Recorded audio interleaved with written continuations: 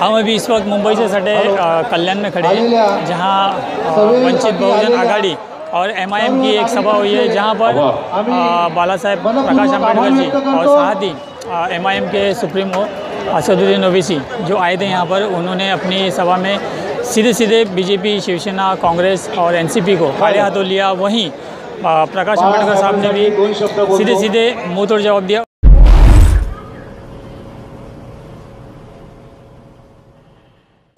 26 January को जो संविधान हमने अपने आप पर लागू किया, वो ये कहता है मेरे भाइयों कि हम इंसान हैं और हम बराबर हैं, हमसे हिंदुस्तान में कोई बड़ा नहीं है। अगर कोई ब्राह्मण होगा तो प्रकाश अम्बेडकर से बड़ा नहीं हो सकता। अगर कोई अपर कास्ट होगा तो वो कोली समाज से बड़ा नहीं हो सकता। अगर कोई मराठा होगा तो मुसलमान से बड़ा नहीं हो सकता। ये बात साफ और वाज़ेह तौर पर संविधान ने कही है कि मजहब के नाम पर, पैदाइश के नाम पर, जात के नाम पर, कारोबार के नाम पर किसी से भेदभाव नहीं किया जाएगा।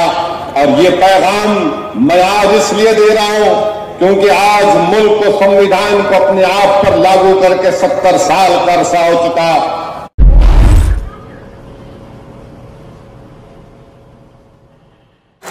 हिंदुस्तान के वजीर आजम बार बार ये कहती है कि अगर सरदार पटेल जिंदा रहते तो मुल्क और कुछ हो जाता। नहीं मिस्टर मोदी, मैं फिर से कह रहा हूं मिस्टर मोदी, सुनो, जो सावरना समाज के जनियोधारू है, जो चड्डीधारी है, सुनो मेरी बात को। अगर अंबेडकर और 10 साल जिंदा रहते बाबा साहिब, तो इस मुल्क में रोहित वेमुला की मौत नहीं होती।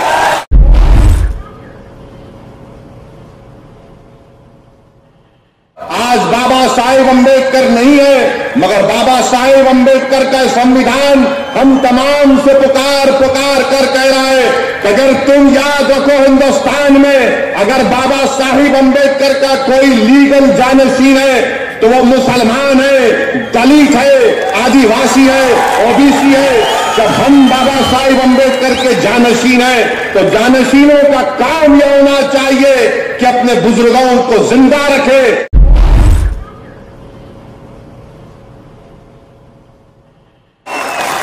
आज मैं आप तमाम से कह रहा हूं कि अब रोने से नहीं होगा, अब शिकायत करने से कुछ नहीं होगा। जिन लोगों ने, जिन सियासी पार्टियों ने, जिन समाज के बड़े बड़े लोगों ने, जिन जनियाधारियों ने, जिन चड्डीधारियों ने हमको 70 साल रुलाया, उठो महाराष्ट्र के अम्बेडकर के चाहने वालों, आज एक मुसलमान तुम्हारे से कह रहा है कि मैं तुम्हारे साथ खड़े होकर खड़ा हूं। आज हम मिलकर उन तमाम लोगों को रुलाएंगे जिन्होंने हमारे बच्चों को रुलाया, जिन्होंने हमारी माओ को रुलाया, जिन्होंने हमारे बाप के ख्वाबों को चकनाचूर कर दिया। ये कैसे होगा जब आने वाले पार्लिमानी इलेक्शन में ये तमाम बहुजन वंचित आबादी समाज एक हो जाएंगे।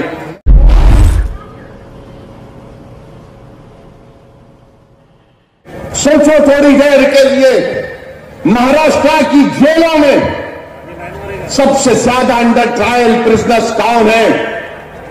दलित समाज के लोग हैं।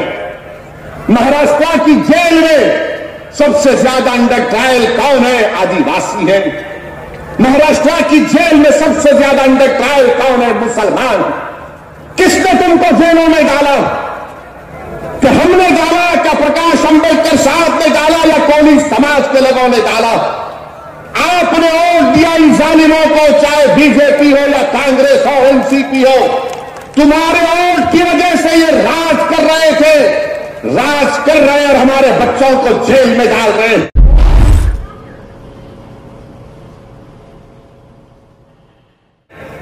दिवाकर गांव में क्या हुआ? क्या महाराव ने पेशवाओं को नहीं हराया? क्या तुमने महापेशवाओं को नहीं हराया? बताओ, मेरे सवाल का जवाब दो। क्या आपने पेशवाओं को शिकस्त दी नहीं दी? बताओ। तो फिर क्यों डर रहे हो इन लोगों से? क्या जिन्होंने पेशवाओं को हराया, क्या तुम उनको मायूस कर दोगे? क्या तुम उनके जानशील नहीं बनोगे? क्या तुम उनकी तरह बहादुर नहीं बनोगे? क्या उनकी तरह तुम अपनी जान और माल की कुर्बानी नहीं दोगे? अरे जीना एक ही बार इस दुनिया में आने आए तो कोई इस दुनिया में आकर 2 बार नहीं मरता, एक ही बार मरता है।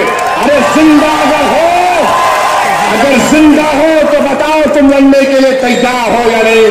अगर तुम लड़ने के लिए तैयार हो तो मैं तुमको खून नहीं मांग रहा हूं, मैं तुमसे, मैं तुम्हारे जेब से पैसा नहीं मांग रहा हूं, मैं तुम्हारे से सिर्फ यही कह रहा हूं कि तुम होश में आ जाओ, तुम होश में आ जाओ और तुम निकल कर अपने वोट का इस्तेमाल बाबा साहिब अम्बेडकर के लिए करो।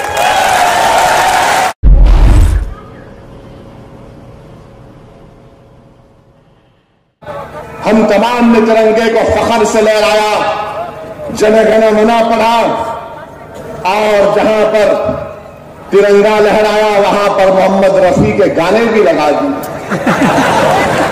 हर जगह मोहम्मद रफी के गाने अब तुम्हारे हवाले है वतन साथी। मोहम्मद रफी के गाने सुनकर खुश होते हैं, मगर मुंबई के महलों में मोहम्मद रफी को फ्लैट बेचने तैयार नहीं है तुम।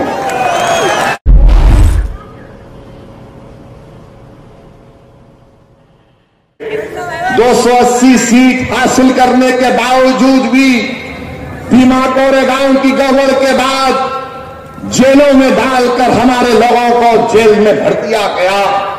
280 सीट पर बीजेपी कामयाब हुई लोकसभा में।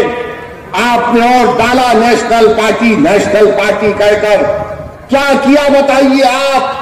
ऊना में हमारे दलित भाइयों को मारा गया। उत्तर प्रदेश में एक चंद्रशेखर आजाद नामी रामन नौजवान को एनएसए लगाकर 1 साल जेल में डाल दिया गया। ये कौन सी नेशनल पार्टी को आपने वोट दिया? दूसरी तरफ कौन सी नेशनल पार्टी है? जन्मोधारू राहुल गांधी की नेशनल पार्टी। राहुल गांधी अपने आप को जन्मोधारू कहते हैं और राहुल गांधी ने मध्य प्रदेश में तकरीर करते हुए कहा कि कांग्रेस हिंदुओं की पार्टी है। अब आप बताइए, मुझ पर इल्जाम लगाते हैं कि मैं कम्युनल हूं, मैं भड़काऊ भाषण देता हूं, मगर जब राहुल गांधी मध्य प्रदेश में इस तरह की बात करते हैं तो मीडिया में कोई कलम नहीं लाता, क्योंकि इनको लगता है कि हमारा प्यारा है, हमारा प्यारा है, दिल का दुलारा है, बच्चा है तो माफ करते जाओ। मगर अगर ओवैसी या बाला साहिब अम्बेडकर कहेंगे तो टीवी पे बहस कराओ, कैसा बोले।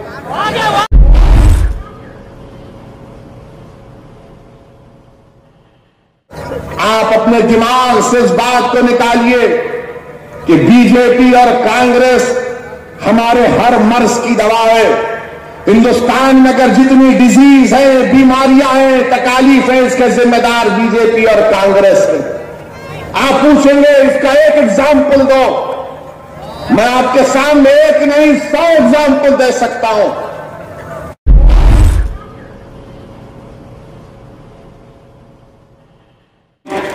ये कोई नेशनल पार्टी नहीं है। राहुल गांधी बोलते थे चौकीदार चोर है। हम राहुल गांधी से पूछना चाहते हैं, बताओ उस चौकीदार के बारे में आप क्या कहेंगे जिसने बाबरी मस्जिद के ताले खुलवा दिए? बताओ उस चौकीदार के बारे में आप क्या कहेंगे जिसकी मौजूदगी में दिल्ली की सड़कों पर सिखों के खून की होली खेली गई? बताओ उस चौकीदार के बारे में क्या कहेंगे जो आपकी पार्टी का था, जिसने बाबरी मस्जिद को शहीद करवा दिया? यही मुंबई की सड़कों पर इंसानियत का खून की होली खेली गई। श्री कृष्णा कमीशन की रिपोर्ट में कहा, मैंने नहीं कहा। बताओ कांग्रेस के उस चौकीदार के बारे में क्या कहेंगे जिसने आसाम में नल्ली का मैसेकर हुआ, पागलपुर हुआ, हाशिमपुरा हुआ? अरे कौन कौन सी बात रखूं तुम्हारे सामने? मगर चौकीदार जितने भी बने वो सब चोर हैं। तब चौकीदार बदलने का टाइम आया। अब ये चौकीदारों को जरूरत नहीं है, अब एक मर्द की जरूरत है, पहरेदार की जरूरत है। पहरेदार कौन होगा? जो संविधान की हिफाजत करेगा, जो बाबा साहिब अम्बेडकर के ख्वाबों को पूरा करेगा। मेरे भाई, आज हमारे बड़े भाई बाला साहिब प्रकाश अम्बेडकर साहब एक बहुत बड़ी जिम्मेदारी ली, आपके दरमियान में आए। मैं महाराष्ट्र के हमारे मुसलमान भाइयों से कह रहा हूं कि तुम मुझे वोट नहीं देना चाहते, मत दो। मुझ पर इल्जाम ये लगाते हैं कि ओवैसी जहां पर जाता वोट काटता है। मैं वोट नहीं काटता, मैं तुम्हारे को काटने आया हूं। मैं वोट काटने नहीं आया हूं, मैं दिलों को जोड़ने आया हूं। मैं कमजोर और मजलूम समाज को जोड़ने आया हूं। मैं काटने के लिए नहीं, मैं बाबा साहिब अम्बेडकर के ख्वाबों को पूरा करने की कोशिश कर रहा हूं।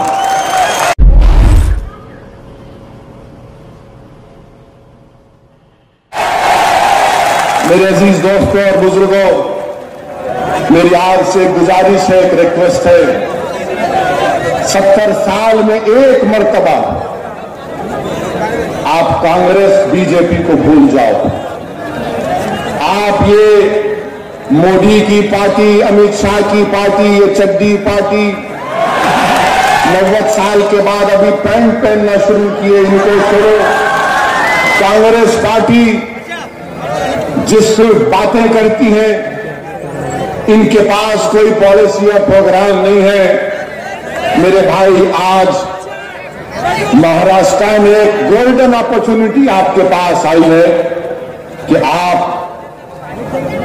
बाला साहिब का साथ दीजिए, आप इनको कामयाब करिए।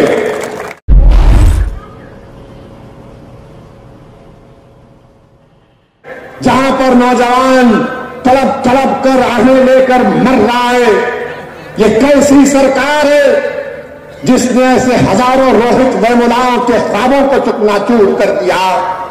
ये कैसी नेशनल पार्टी है जिसने मुसलमानों को उनकी गरीबी उनका मुकद्दर बनाकर छोड़ दिया?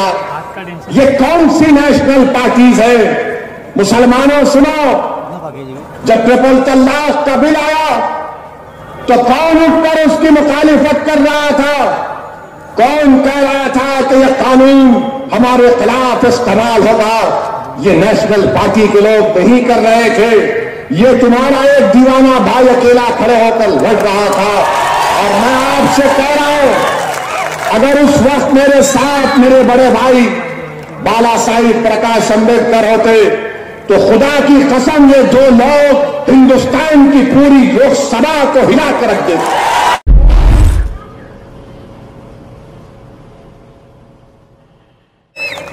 मोदी की तारीफ में शेर पढ़ने वाला तो लगाए तो खाली मार दे। ये कमजोर लोग तुमको इसलिए कामयाब किए। मेरे भाई, हम विधानसभा में जाते हैं, लोकसभा में जाते हैं तो क्यों जाते हैं? गरीब आवाम की आवाज बनने के लिए।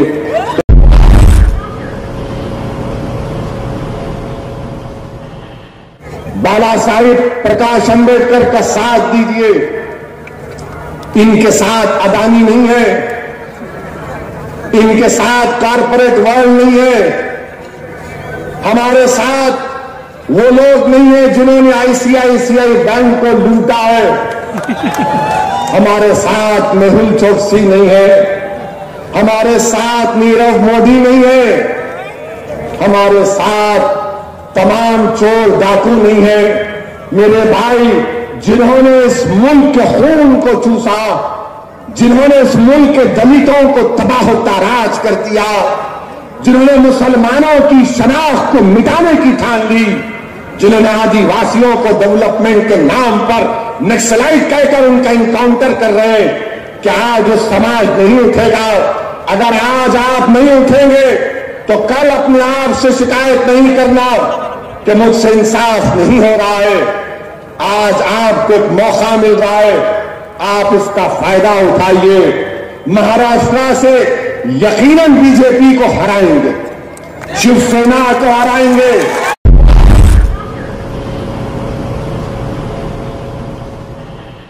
इतना क्यों डरते रहे मोदी से?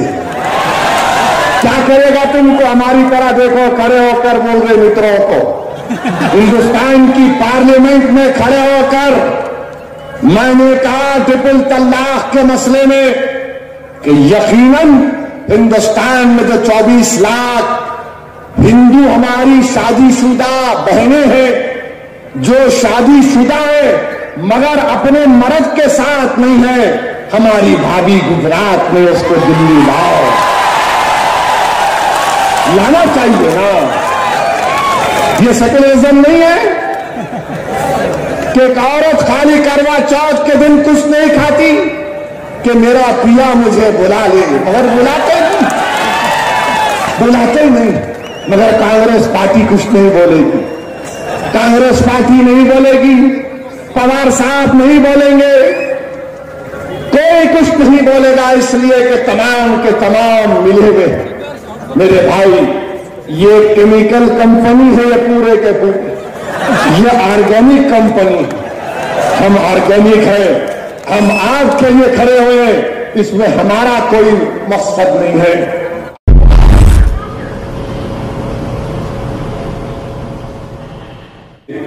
कभी आपने गौर से देखा कि बाला साहिब प्रकाश अंबेडकर की आज क्या एज हो चुकी? देखो आप, क्या आप इनके मरने के बाद इनको सम्मान देंगे? क्या आप इनके दुनिया से चले जाने के बाद रोएंगे? क्या इनके मरने के बाद तुम एक मेमोरियल इनका बनाओगे? नहीं मेरे दलित भाई, ऐसा नहीं हो सकता। जो शख्स जिंदा है वो तुम्हारे लिए जिंदा है, वो तुम्हारे लिए मरने को तैयार है। आज इनकी जिंदगी में इनको कामयाब करो, इनको नहीं बल्कि अपने आप को कामयाब करो।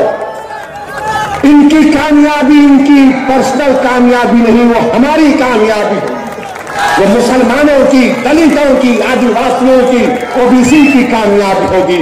यही चंद अल्फाज मुझे आपसे कहना था। इंडिपेंडेंट लेबर पक्ष स्थापन करण्यात आला आणि पहिल्यांदा इथला आगरी कोळी 35 साली विधानसभेमध्ये गेला, हे आपण सर्व लक्षात घ्या। तो विधानसभेमध्ये गेला आणि खोतीच्या विरोधात आवाज उठवायला लागला आणि आज इथला असणारा आगरी कोळी जो मालक आहे त्या खोतीच्या विरोधातल्या लढ्यातला हा त्यांचा विजय आहे आणि जमिनीचा मालक झाला अशी असणारी परिस्थिती। पण आज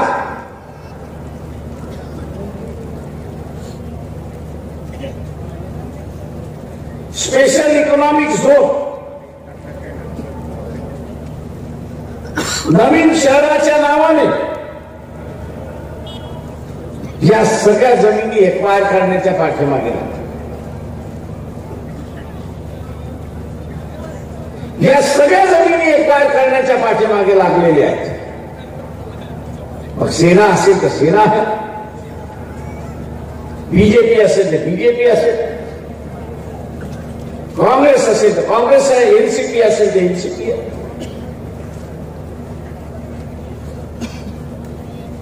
दिबा पाटील यांच्या असणाऱ्या 80 सालच्या असणाऱ्या कालावधी नेतृत्वामध्ये या सिडकोच्या विरोधातला लढा झाला नसता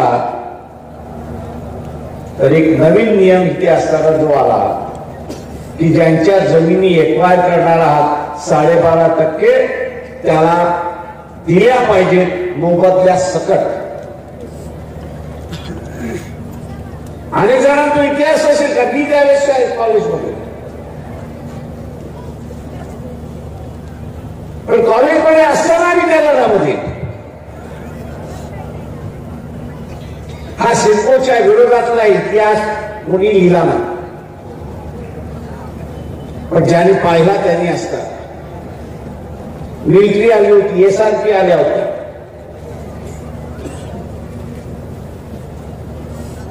आणि आज पुन्हा आपण बघत असाल की 70 वर्षाच्या कालावधीनंतर आम्हाला असणाऱ्या गावठाणासाठी लढावं लागतंय. अशा तारीख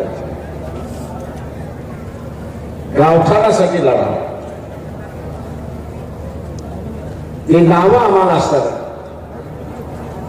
ही सत्ता आपण कायम ठेवली तर गावठाणं सुद्धा हातामधून निघून जातील, हा इशारा मी आपल्याला असणारे या ठिकाणी देतो. कारण मुंबई, ठाणा, कल्याण ही जी आजूबाजूचा जो इलाका आहे, मी असा 70 मुंबई केंद्र धरला 70 किलोमीटरचा इलाका आपण असताना धरला तर ही यांच्यासाठी सोन्याची कोंबडी. ही 70 किलोमीटरचा एरिया जो आहे तो याला सोन्याची कोंबडी आहे.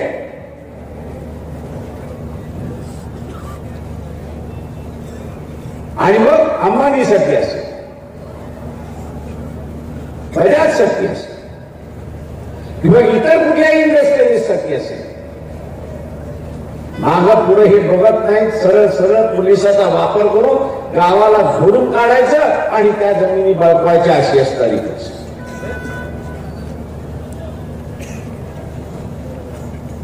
स्थानिक माणसाला जोपर्यंत आपण निवडून देणार, इथल्या भूमिपुत्राला आपण जोपर्यंत निवडून देणार नाही तोपर्यंत इथे माझ्या अंदाजाने येत आपल्याला जिंकता येणार नाही अशी असणारी परिस्थिती.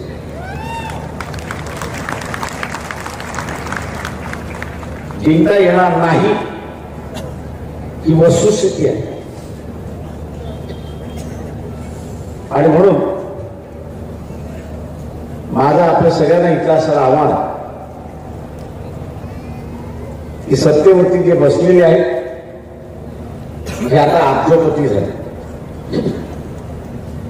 यांना सत्ता लोकांच्या विकासासाठी नव्हती, यांना असणारी सत्ता ही स्वतः गब्बर होण्यासाठी पाहिजे. एक काळ मुंबईमधला मला आठवतो, कंपन्यांच्या बाहेर बोर्ड लागत होते की कामगार भरती आहे, पण इथल्या राज्य सत्तेला असं वाटलं नाही की ठाणे जिल्ह्यामधल्या कुलाबा जिल्हा होता, ठाणे कुलाबा जिल्ह्यामधला जो बेरोजगार आहे, तरुण आहे, त्याला असणारं इथं काम द्यावं, ट्रेनिंग द्यावं. अजिबात झालं नाही. बाहेरचा माणूस घेऊन आला आणि तिथे बसवला अशी असणारी परिस्थिती.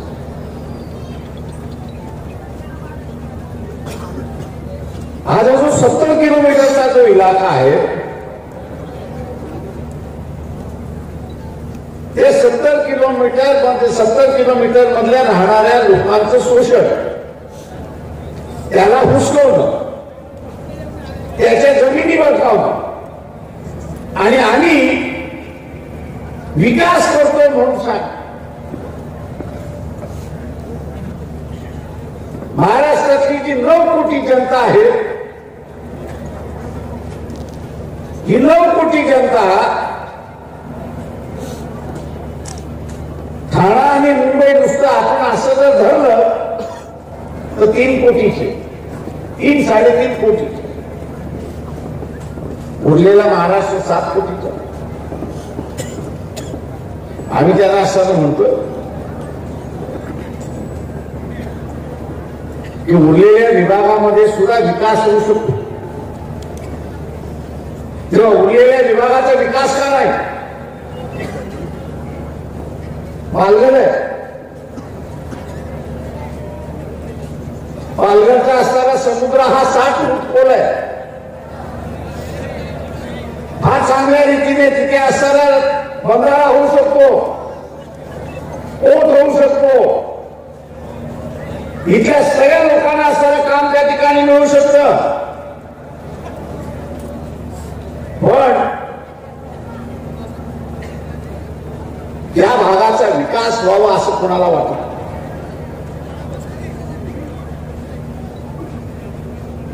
रशियाकडून जी असणारी गोरकी नावाची असणारी जी मोठी बोट घेतली होती,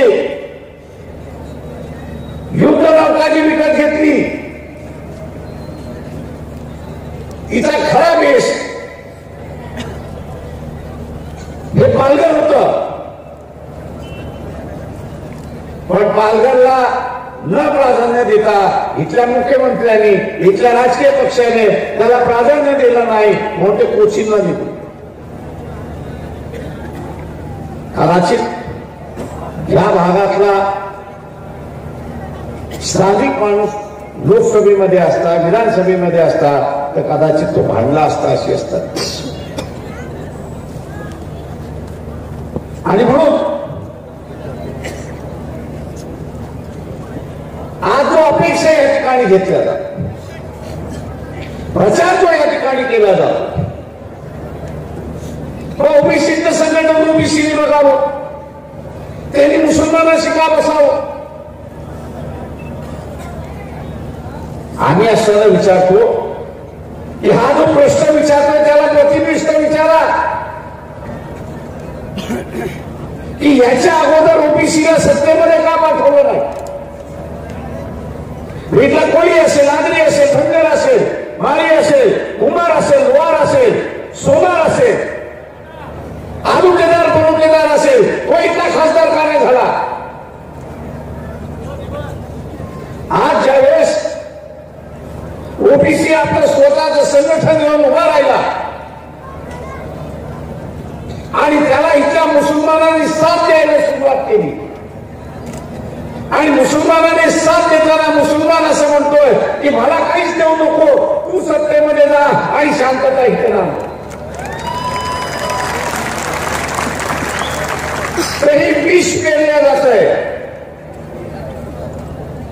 हे विष पेरल्या जात आहे की मुसलमान इथला असणारा बदमाश. मित्रो, इथला मुसलमान जर बदमाश असता,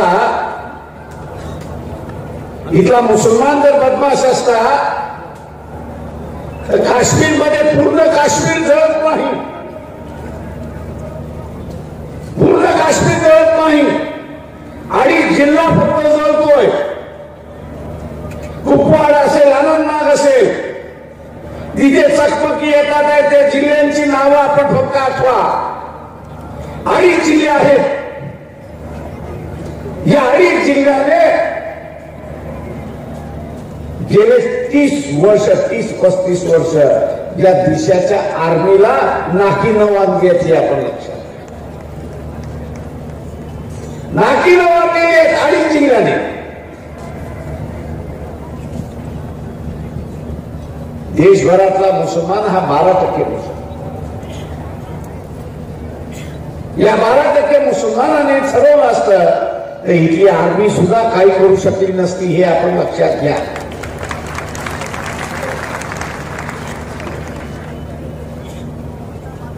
बराक ओबामा अमेरिकेचा राष्ट्राध्यक्ष,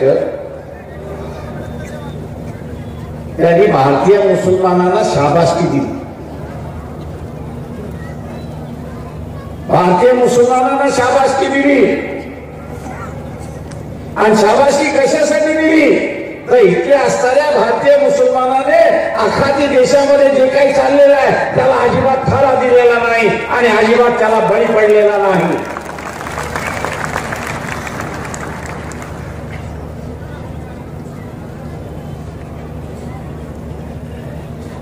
आणि तो म्हटला आमच्या इथे 1% फक्त मुसलमान आहे, त्याला आम्ही सांभाळू शकत नाही, अशी असतात. आणि म्हणून हा जो अपप्रचार केला जातो, हा RSS वाला अपप्रचार करतो. त्याला असं विचारा बाब मुसलमान धरला गेला तर चाकूशिवाय मिळत नाही, तुम्ही धरला गेला ते AK-47 मिळते, हे कुठून येते हे तर सांगा.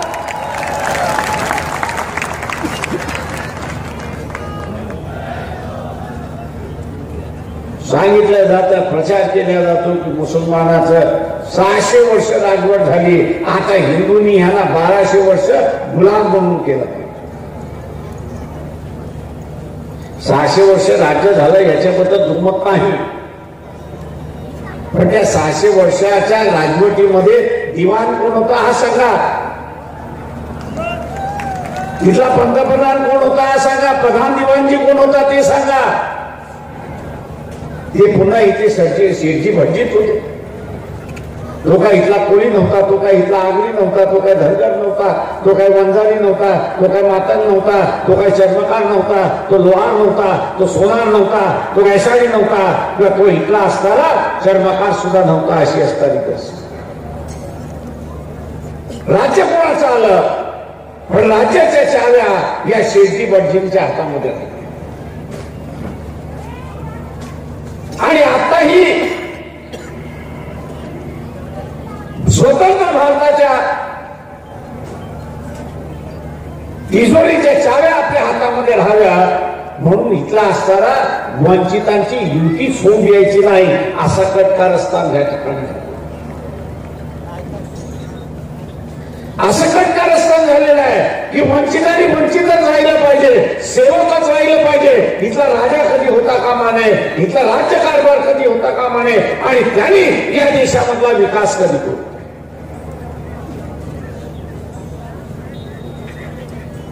हा शेती पिकवणारा भाग आहे.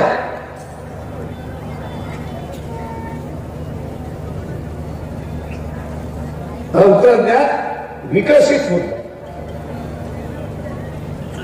तंत्रज्ञाने विकसित होत आलं, पण सगळंच तंत्रज्ञान हे माणसाच्या उपयोगी नाही हे आपण असताना लक्षात. सगळं तंत्रज्ञान माणसाच्या उपयोगी नाही, तर काही तंत्रज्ञान हे माणसाला कैद करणार आहे. या भात पिकवणाऱ्या भागामध्ये सुद्धा मोठ्या राईस मिल आहेत, तशा छोट्या राईस मिल सुद्धा आहेत. दोन्ही किफायतशीर आहेत. मोठ्या राईस मिल आला की कैदी सुरुवात, छोट्या राईस मिल आल्या की लोकांची आबादी करतात. पण इथं कुठलंही शासन आलं